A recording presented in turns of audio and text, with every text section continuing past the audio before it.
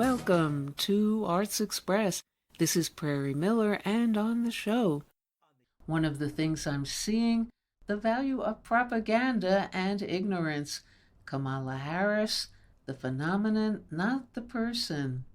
Pacifica host Garland Nixon breaks it down. Hello, Garland Nixon here. Got a few minutes to talk about Kamala Harris, the phenomenon, not so much the person. Let's talk.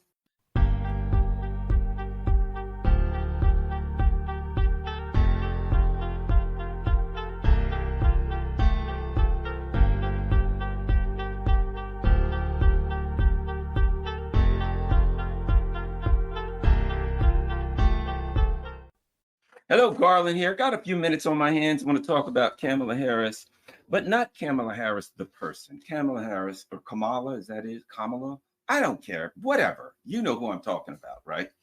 The phenomenon. I talk about Trump as a phenomenon, as a political phenomenon, rather than as a person. I mean, I can talk about Trump as a person, but I'm not into the politics of personal stuff, of the people, individuals, particularly in the context of a system that has gone so awry that we deal with. Okay, so let's start talking about Kamala. One of the things that I think is important is one of the things that I'm seeing, the value of propaganda and ignorance, right? And ignorance, what I mean is a lack of knowledge, right? Propaganda, team stuff. For instance, you got all these people that are like, and I know people, right? I've talked to people that have said, Kamala Harris is brilliant.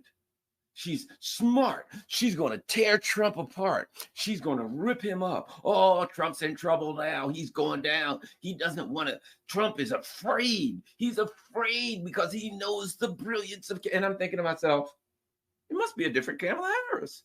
I've been watching Kamala Harris for several years now. And in my humble opinion, she's kind of an idiot, right? So I watch Kamala Harris. And I think, how can anybody look at and listen to that woman and think she's smart? And it dawned on me the reality. The people that are saying she's brilliant, she's going to tear Trump up, Trump's afraid of her, she's smart, she's this, she's that, probably know the least about her. It's kind of like people that hate things. I'll never forget watching this And as you know, I'm an independent. I'm no fan of either of the parties. But this is just as an example. I remember watching a video that somebody made at this rally where some guy was screaming, Obama's a socialist. Now, personally, I wish he had been, but it wasn't. So they asked this guy, and he had this shirt on that was handwritten, said Obama's a socialist. And whoever the person was walked up and interviewed him and said, Obama's a socialist. He said, yes, he is. He's a socialist. He's the worst, okay. And then the person said, so what's a socialist? And he went, it's kind of like Hitler and kind of like Stalin. Hold on a minute. Let me call my brother-in-law. He'll know. In other words, I just called Obama a socialist. I have no idea what it is. There was a woman named Barry Weiss. She was a writer for the New York Times, which, based on if you understand the New York Times, this makes sense. And she was being interviewed by someone, whoever it was. I think it was Joe Rogan. And they were talking about Tulsi Gabbard. And she said, Tulsi Gabbard is a toady. And he said, what's a toady? And she goes, did I use the right word? In other words, she had no clue what the word meant. She knew that she had heard that Tulsi Gabbard was a toady. She knew that people were saying that she was a toady, but she didn't know what a toady is. Who cares? You don't need to, you just make blind accusations, right? So I would bet, based on what I've seen, I talked to somebody I know who was telling me how brilliant Kamala Harris was. And I said, who? Yeah, oh, she's smart. Trump's scared of her. And I'm like, how much do you know about her? Huh?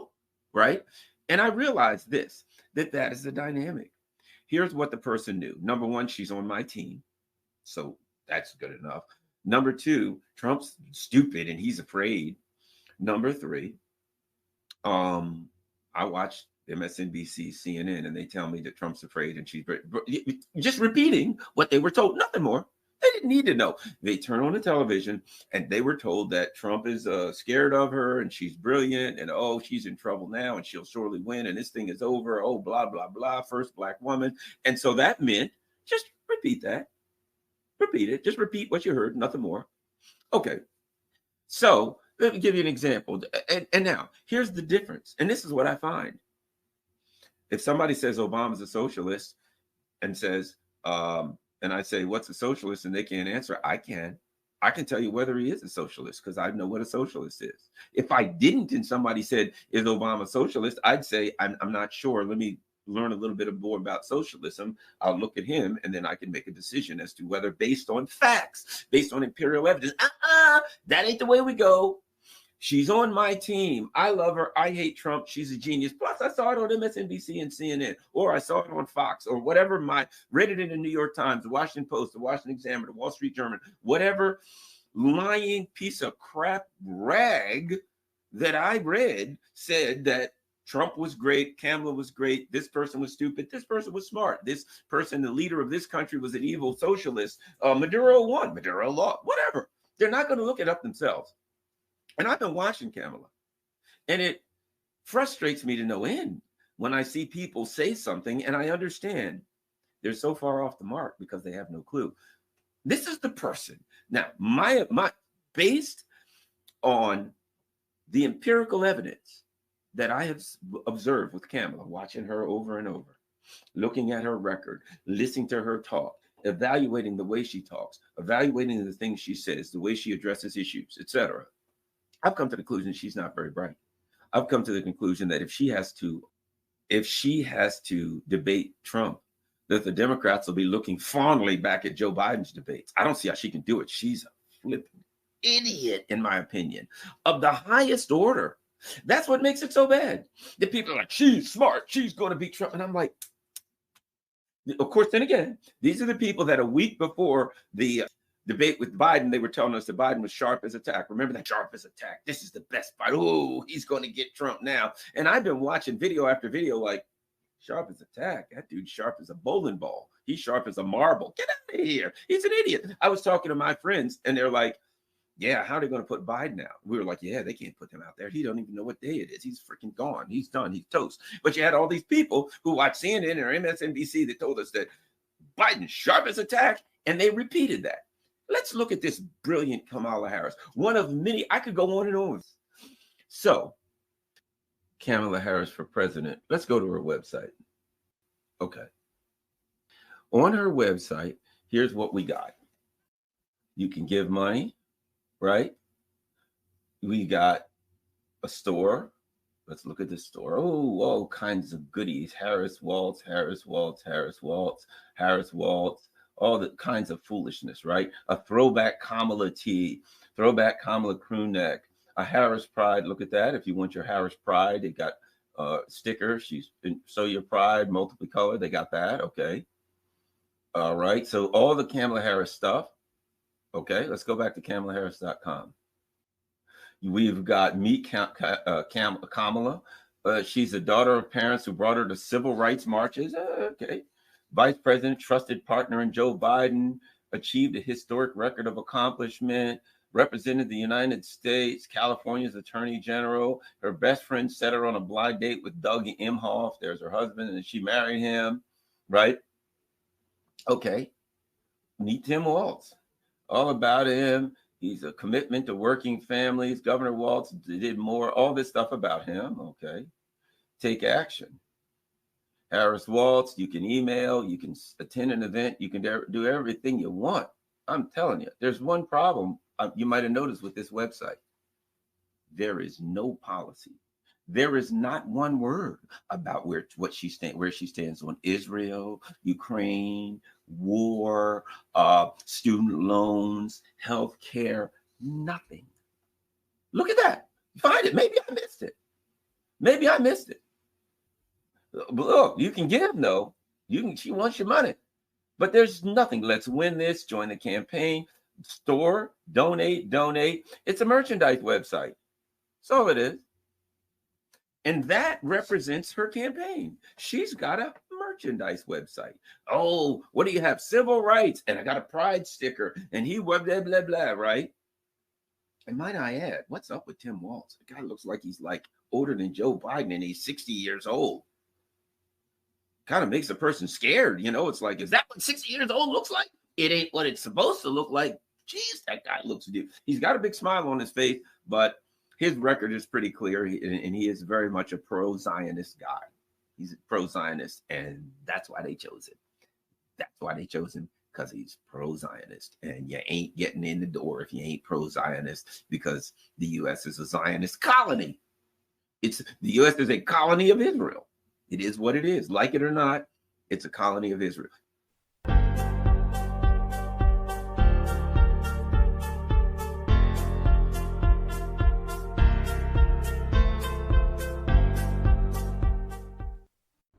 And now on Arts Express.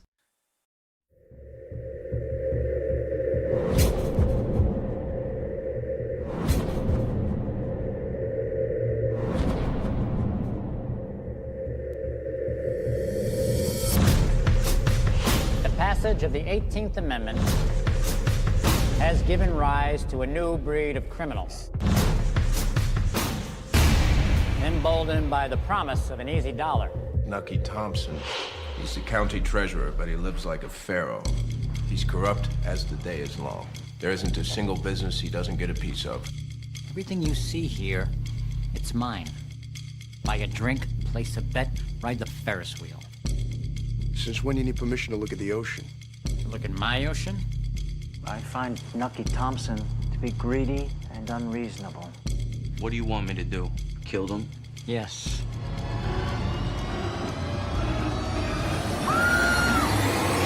We all have to decide how much sin we can live with.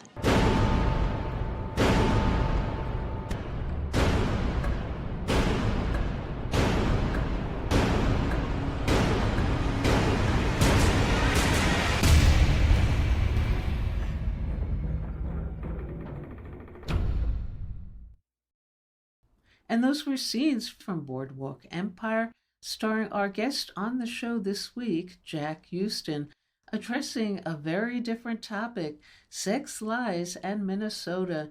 And we're not talking about that governor of Minnesota turned Democrat vice presidential candidate, Tim Walz, even as he notoriously authorized the use of rubber bullets against indigenous protesters against the Minnesota Line 3 pipeline there. And Walz behind the Northern Lights Police Task Force, established for that very operation and trained by the Israeli Defense Forces and Mossad. No, the episode today traces back to an earlier time, to the so-called Silver Chain in the 1970s, and exploring that unlikely Middle American underground suburban couples sexuality movement. Actor Jack Huston has created that online series with host Paul Diddy. But first, during this election season, the British actor will talk about his starring role as Robert Kennedy in Martin Scorsese's The Irishman, and referencing as well how he's been inspired by his iconic grandfather, director John Huston.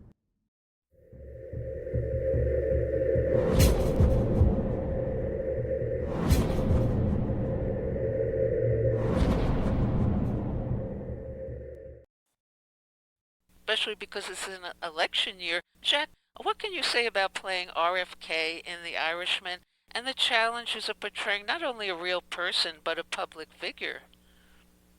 Well, I was working with Martin Scorsese, so it was a wonderful treat to be asked to do that. I think he was a fascinating, controversial figure at the time. I think we're all going through some interesting moments right now in today's sort of political world. And I always say be bold, stand up against tyranny, and that's exactly what RFK did. He stood up against the bullies, and there's a hell of a lot of bullies out there. And Jack, what led to your interest in exploring sexuality in a most unlikely place, Middle America, suburban Minnesota? Yeah, these newsletters were about this swingers club, this private society called the Silver Chain, that was in 1970s Minnesota, and they were a club started by 4 couples who were sick of leaving state to go and find, like-minded swinging couples like themselves. And they thought, well, let's set up a club for this, which I think eventually, am I right, Paul, it turned into about 200 members. Yeah, 200 couples. And, this was back when swinging was illegal. This is the 70s. We still think about swinging as a rather taboo subject in today's world, let alone back in the 70s in Minnesota. I always say to Paul, I'm English. My memory of Minnesota is only based on, or when I say memory, my thoughts are Fargo, it's a very different world. Yeah. And it's the last place you expect there to be this huge club where, they weren't actually sort of legally allowed to be swinging, but they would set up picnics and bowling events and dances, and they couldn't swing at these events, but they could proposition other couples, and then they go and set up and do their swinging, behind closed doors. Jack, I wanted to ask you, what can you say about your grandfather, film legend John Huston, and how he may have inspired you creatively to pursue acting as your life mission and passion? Well, I mean, it's funny. My grandfather was, a great director, but also a storyteller. Above all, I think it was something about bringing great stories to light, to the screen in certain ways.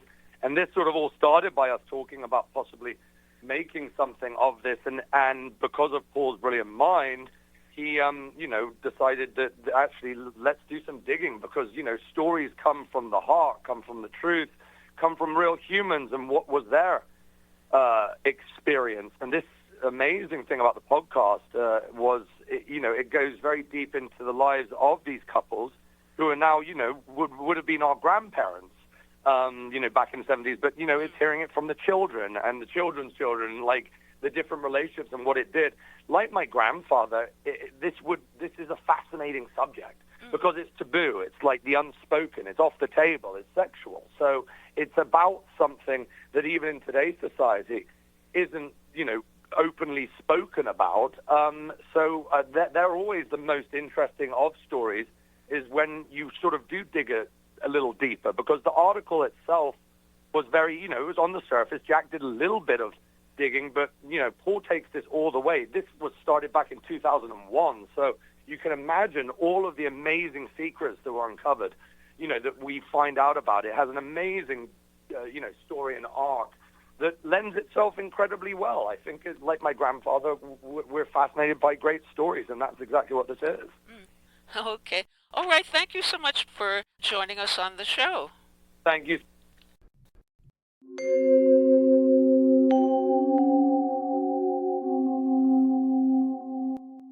Hi, this is Jack Shalom. If you feel like us that our concerns in this election cycle have been stuffed into the washer and hung up to dry, and that the elections are a senseless distraction, take heart. Mary Murphy and myself have come to the rescue. We'll perform 3 short pieces by the great Caitlin Johnstone, and they're the last segments you'll ever need to hear again about the so-called elections. Hallelujah. So now, 3 pieces by Caitlin Johnstone.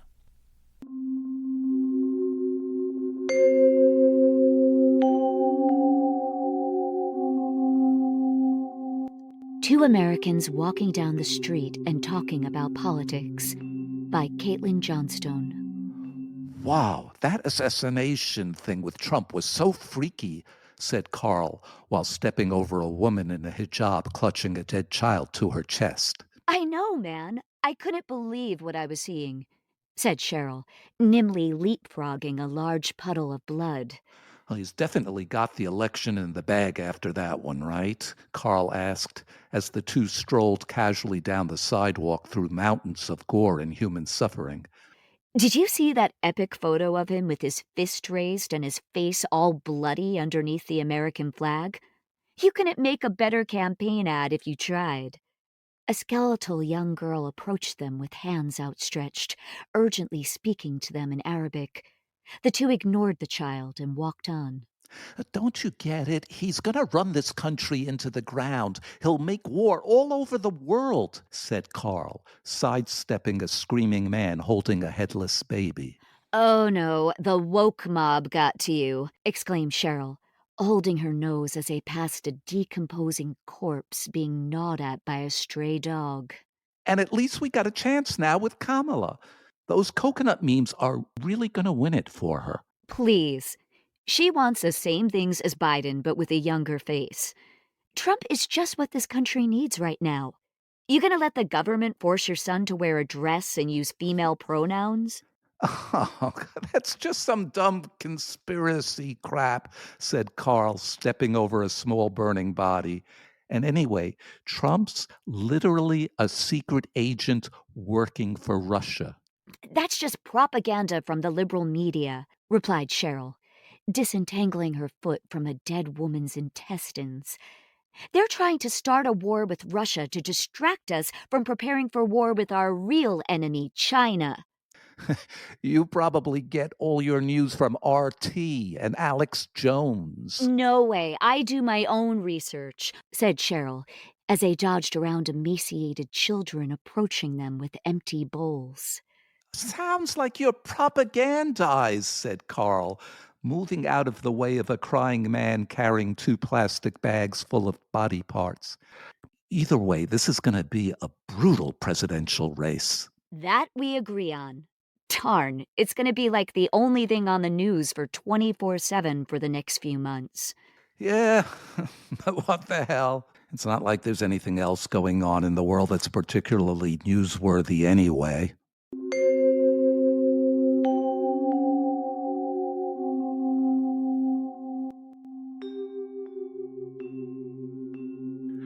The mainstream worldview is a mass-produced artificial psychosis by Caitlin Johnstone.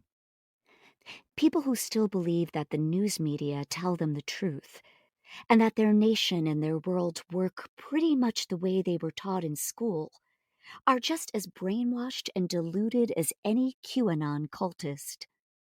The only difference is that their delusions are much more widely shared, and that the mechanisms used to brainwash them are much more high budget and sophisticated.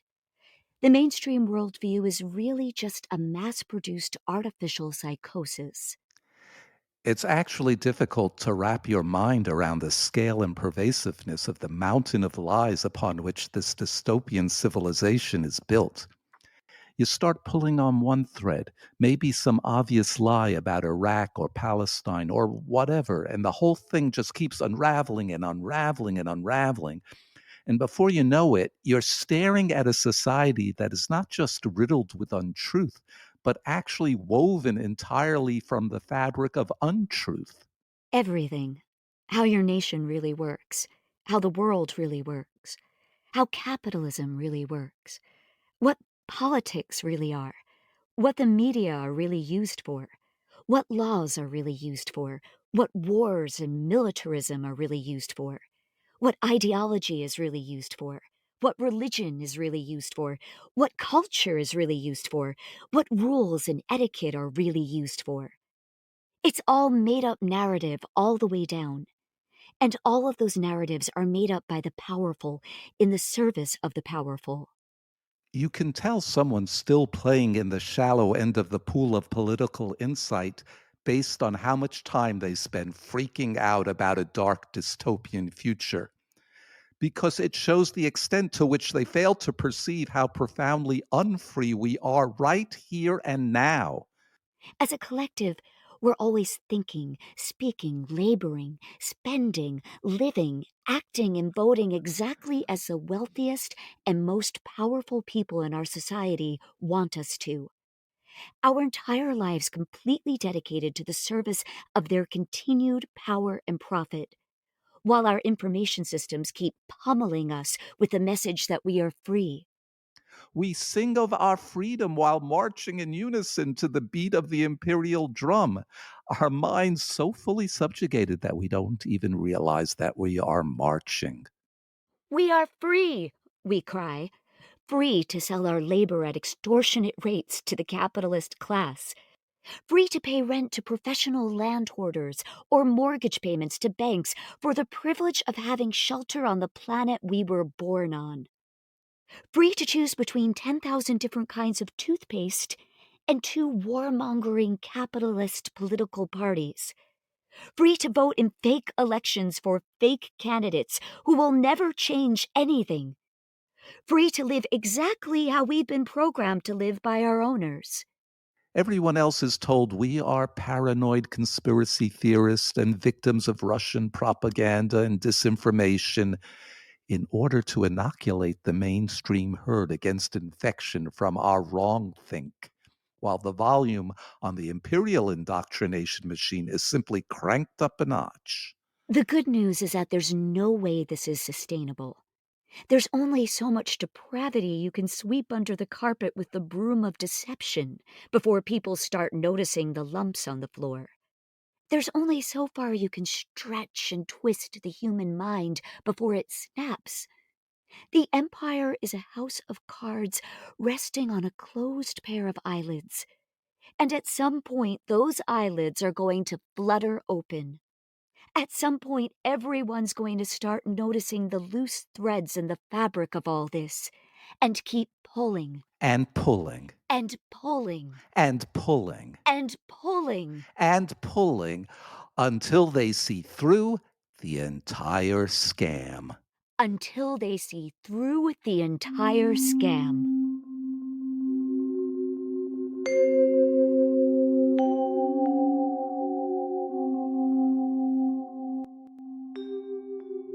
Vote for Six-Headed Zombie Hitler to stop Seven-Headed Zombie Hitler by Caitlin Johnstone. So, have you given any thought to who you're going to vote for in November? Yeah, I've been thinking about it a lot, actually. I think I'm going to sit this one out, or maybe vote third party. What? Don't you know democracy is on the line this election, Jill? This is the most important election of our lifetimes. Jack, they say that every election. Yeah, but this time it's true. Jill, seven-headed zombie Hitler wants to commit genocide and take over the world. So does his opponent, Six-Headed Zombie Hitler. Look, I'm not saying six-headed zombie Hitler is perfect, but come on. He's obviously way better than seven-headed zombie Hitler. Sometimes you just have to vote for the lesser evil. It's not even clear to me that Six-Headed Zombie Hitler is meaningfully less evil than Seven-Headed Zombie Hitler. Check! I mean, Six-Headed Zombie Hitler is really, really evil. What about all that genocide and imperialism he's been supporting? Okay, but do you want all that genocide and imperialism to be perpetrated by a zombie Hitler with even more heads? Just imagine how much worse it could get with that extra zombie Hitler head added into the mix. But Jack, doesn't it kind of feel silly to be even debating this stuff anymore? At some point, don't we have to stop acting like the election results are the problem? When the real problem is clearly a system that's so corrupt and undemocratic that it now forces us to choose between being ruled by undead Nazi Hydra monsters with 6 heads or 7 heads. Chill. Now's not the time. Let's just focus on getting six-headed zombie Hitler into office, and then we can pressure him from the left to enact the policies we want. We can have our little revolution after we've stopped seven-headed zombie Hitler. That's what you say now. But next election cycle, they'll roll out another zombie Hitler with even more heads, and you'll be saying the same thing. There's a zombie Hitler with even more than 7 heads? Oh, gosh. Seven-headed zombie Hitler doesn't look so bad anymore. See? That's exactly what I'm talking about. This keeps happening. We keep finding ourselves in situations where we have to keep voting for a lesser evil who's more and more evil each election cycle. When I was younger, they told us we had to choose the least bad of 2 corrupt, warmongering oligarch puppets who want America to rule the world. Then at some point, they started telling us we have to choose between 2 candidates who both literally support genocide. And now we're seeing presidential races where it's just a bunch of mad scientists creating zombie Hitler monsters with more and more heads. But Jill... Where is the line, Jack? Where is the line of evil you won't cross beyond? At what point do you stop supporting evil monsters to defeat other slightly more evil-looking monsters? At what point do you say, nope, that's too much evil for me. It's the system itself that needs to be defeated. I definitely never go higher than 12 heads. Ah!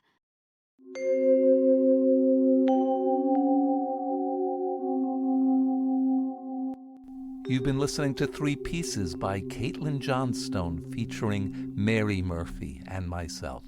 This is Jack Shalom for Arts Express with host Prairie Miller.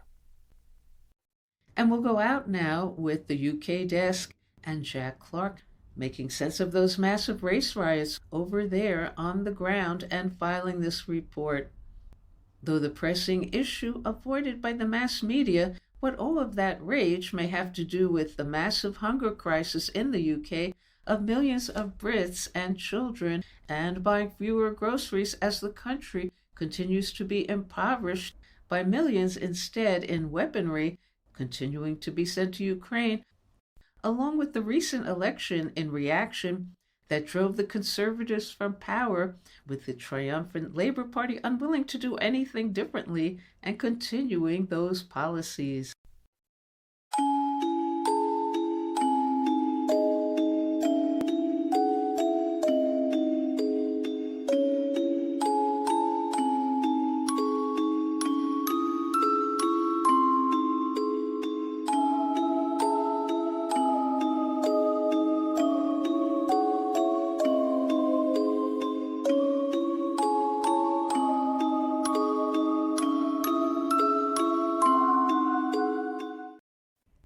Good evening, listeners.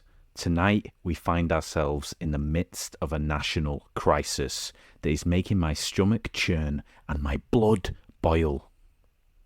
Once again, the United Kingdom is descending into chaos, fueled by right-wing riots and a surge in knife crimes. It's time to call out this madness, though, for what it is. It is a vile and dangerous outburst of domestic terrorism.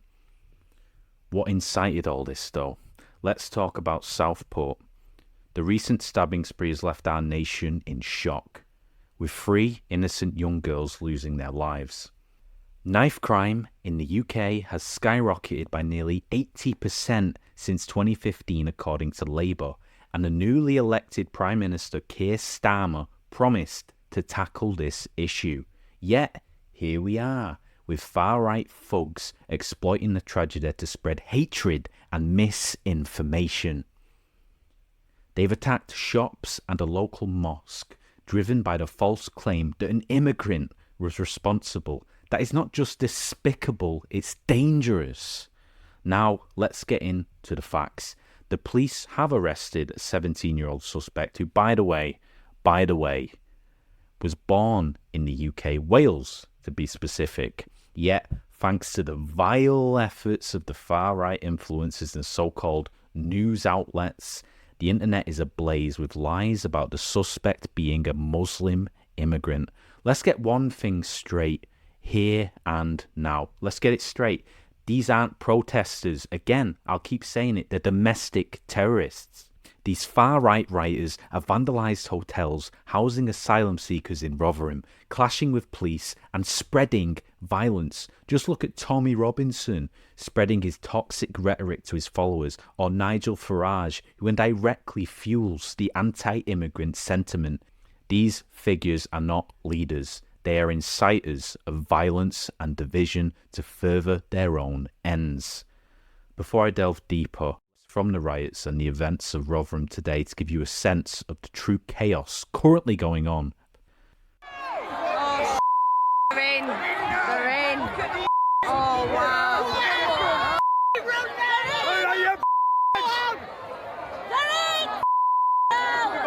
They are the went upstairs at last.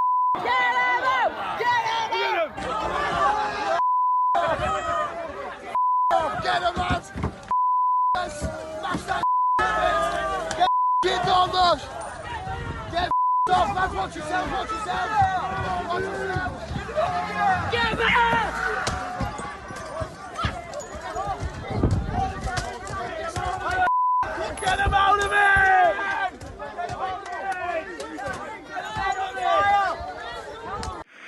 for going nuts, lad. Yeah, no, you don't like it. I'm showing you it. Yeah, don't shoot the messenger.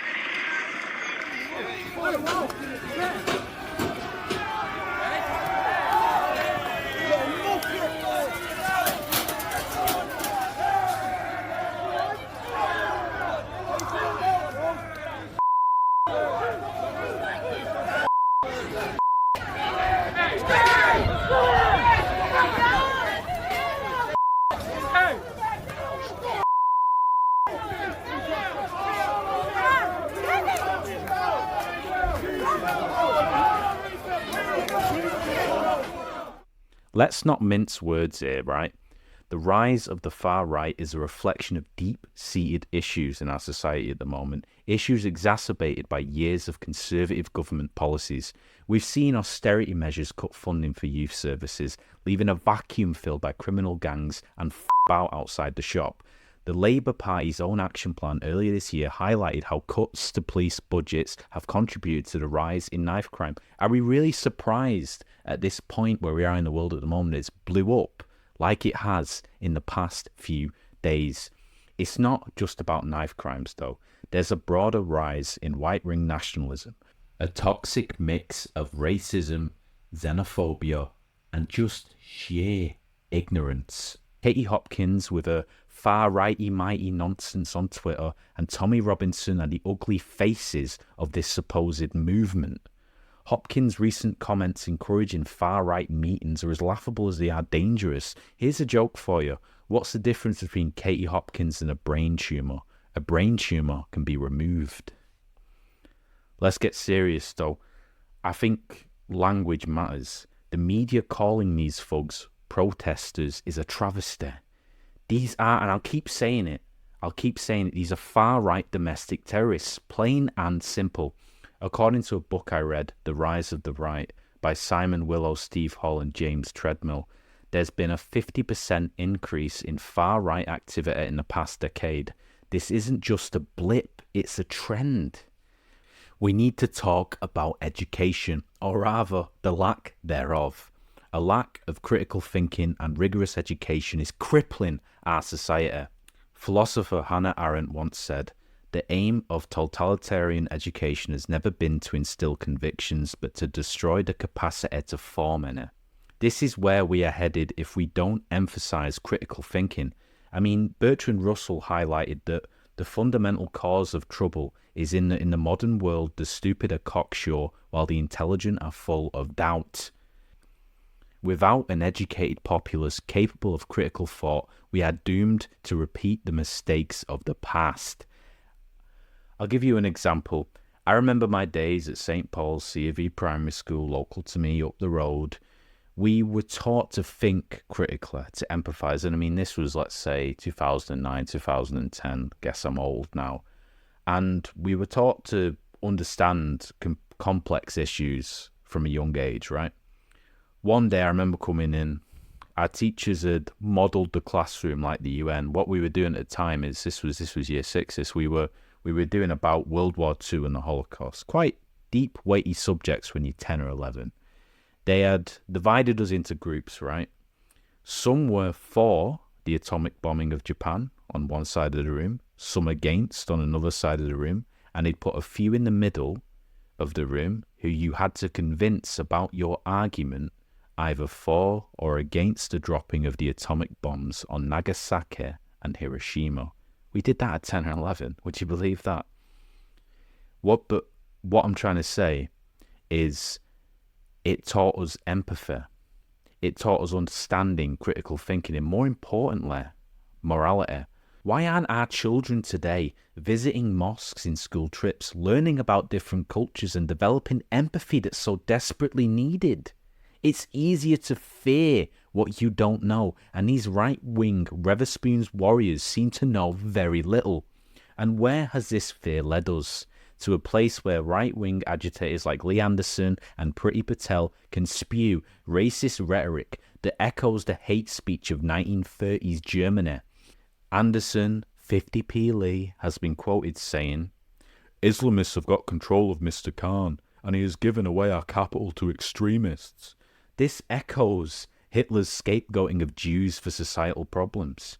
Patel's comments on immigration, saying that EU rules have forced us to allow dangerous foreign criminals who abuse our values and threaten our way of life onto the streets, are eerily reminiscent of Mussolini's fascist policies. The comparisons to the rise of Nazism following the fall of the Weimar Republic are stark and chilling, and quite frankly, they're in our face. They're in our face. The same tactics of scapegoating and fear-mongering are being used today. It worked for Hitler in the 1930s. It seems to be working again now. Before we continue, I want to play a phone conversation I had with Josh Fleming. Josh is born and bred in Liverpool, a good friend and a filmmaker in his own right, and apparently he lives only 20 minutes away from where the stabbings occurred. Here's his on-the-ground perspective on what's happening right now over there. Well, I think the overwhelming feeling is sadness and betrayal from a community, really. The overwhelming thing we should feel about this is that 3 young children died, and it's been blown into something entirely different by small-minded people. The community of Liverpool has always been so supportive and so together. I am in utter shock of the response. I think a lot of this highlights the problems of social media and misinformation. It's called people to action who didn't need much of a reason to be racist and horrible and destructive, and it's given them that reason, even when it's been disproven. It's absolutely baffling that they've gone after mosques, they've gone after the city centre of Liverpool in the last few days, and as a city, this is not the belief system at all. This is not what represents Liverpool in my eyes, and I find it absolutely disgusting. As someone from the area, I literally live 20 minutes from where this happened. It has taken everyone by storm, and it has been all everyone's been able to talk about, think about. It's really brought the mood of the city down, and now to see violence whenever you go outside the house is scary.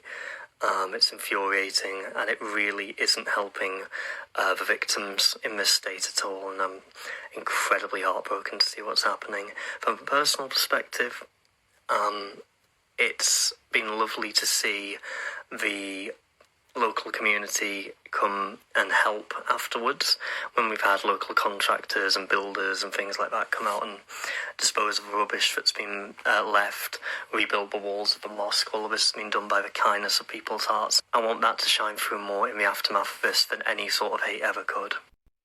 I also had the chance to speak with Aaron Edwards, a senior lecturer in Defence and International Affairs at the Royal Military Academy, Sandhurst. He shared his insights into the ongoing situation, particularly from his perspective on the ongoing race riots and the media's role in exacerbating these tensions. Here's what he had to say. If I put my academic hat on, I'd say it'd be foolish to try and forecast events with any kind of certainty. There are choices that people can make. There are dead ends they can go down. There are pathways that are definitely in train that may lead to that kind of outcome, but there are other alternatives as well. And we've seen the mass mobilization of people against this hate. And I think that ultimately in the UK and in England, I have more of a confidence in people here than I do in people in Northern Ireland, because even though I've said nice things about people in Northern Ireland, I still think that there is a hidden mentality, hidden agenda there that just keeps it persisting, and that the back of it will never be broken. Whereas in England, I think that these, protests, anti-fascist protests, are essential to restraining people and putting the genie back in the bottle. Now that's an academic thing to say. Taking off the academic hat and just talking about Northern Ireland for a minute, there's an area in South Belfast, Sandy Row, that saw quite a lot of violence and the burning out and the looting of ethnic minority owned, or say, people who have come from outside Northern Ireland into that area. Their businesses have been destroyed, their livelihoods have been destroyed. And that is different from what we have seen before. So, for instance, there has been a low-level, persistent hate campaign against minority communities in Northern Ireland. No getting away from it. It's been around for years, right? As the numbers have gone up in terms of newcomers coming into Northern Ireland from other places and from people who are racially different, and from Bangladeshi communities, Syrians, just a whole range of people from different parts of the world. As that has grown, you still have this persistence of hate campaigns, young people really dead of night attacking those who live in and around, say, the Donegal Road area. But there is an acceptance by people who live there that they do contribute to the local economy. So they're, ordinary people don't have a problem. It's just this race hate, racial kind of tension that comes from young people who don't understand the values of British values, or they don't really understand what these people have gone through. Some of them, my father actually put me in touch with a couple of gents who run businesses in South Belfast. From one is from Libya and the other's from Syria, and they just don't understand what they went through in their own countries, and now they're facing like intimidation threats. It's just horrendous. So what I think we've seen an uptick in that, and that's come from England. That's come from which is unusual, because you'd imagine it would come from Northern Ireland or Scotland, where there is a history of this kind of intolerance, and rioting and so on. But I see that as having blown across the political dimension of this. The TUV, Traditional Unionist Voice, Little Ulster Party, gets together with the Little Britain Party of Reform UK, and and the first thing that they say is oppose immigration. So in a political sense, people are being told that's what we're opposing. So they're given the excuse then to say that's why they're out protesting, because they don't want immigration. And these politicians, these political parties, they don't get representation because people haven't bought into that crap. They see a place for everyone at the table. So in terms of like society, I don't mean politics. And so in Northern Ireland, you've got the low-level hate campaign that's been going on against minority ethnic communities for years, and then this uptick because of what's happening through, say, for instance, the Tommy Robinson movement and others, where they have enabled a subculture to develop in quite the same, very similar way as you see in terms of those militia groups in the US and around Charlottesville and what happened there. You have people who have disciplined themselves, who have formed these subcultures, these groups, and they're all like-minded because it's groupthink ultimately, and they know what they're opposed to. They don't necessarily know what they're for, and then they get caught up in this violence. So I think it's sporadic at the moment in Northern Ireland, and I've been keeping up to date with the news on this, and it seems that paramilitary actors are not directly involved. And that is interesting, because the last time we had sporadic rioting in Belfast, they claimed they weren't involved either, and that was in 2021. So in the same area, and it was rioting against the police. So in a way, it's just another excuse, and it's a demonstration of them being out of sorts with the world. And I think that you can make connections between the working class, who have traditionally been represented, Protestant working class, as poor white trash, and those people who are in a really, really difficult position in terms of cost of living crisis and so on. They just feel squeezed, and before you know it, those who have some sort of ideological conviction to far right politics are managing to whip up hate and lead young people astray and other people astray. And so I don't think that it's going to persist, but it's definitely there, and it will pop up from time to time. I don't think there's any way of eradicating it, sadly. Let's look at these far-right protesters for a moment. They scream "Free Britain" while calling Muslims rapists and murderers. Here's a thought. Maybe it's time they looked in the mirror and asked themselves, who truly needs freeing?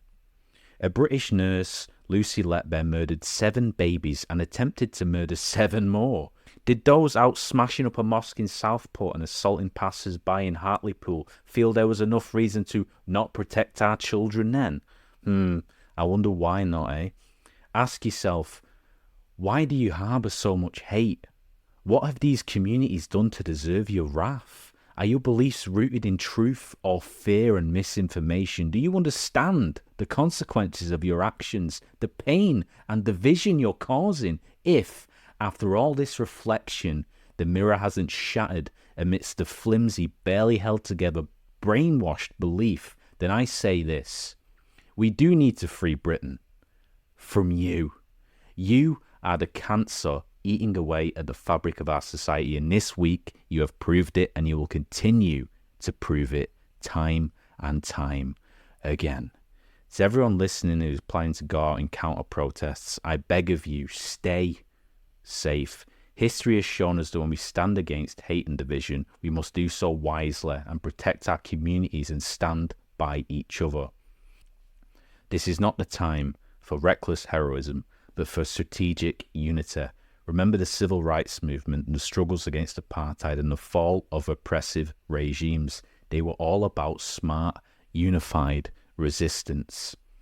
In closing, let's stand together against the tide of this far-right extremism. It's time to honestly reclaim our country, to restore decency, empathy, and true justice.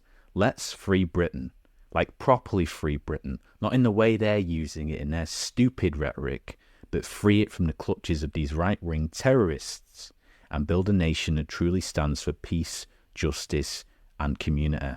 Hope isn't completely lost. It lives in our actions and our resolve. Together, only we now, more than ever, can forge a better future for the next generations and set an example. Thank you for listening. And that's all we have time for today on Arts Express, expression in the arts. And if you'd like to express yourself too, you can write to us at theradiogoddess@gmail.com. Until next time, this is Prairie Miller leaving the station.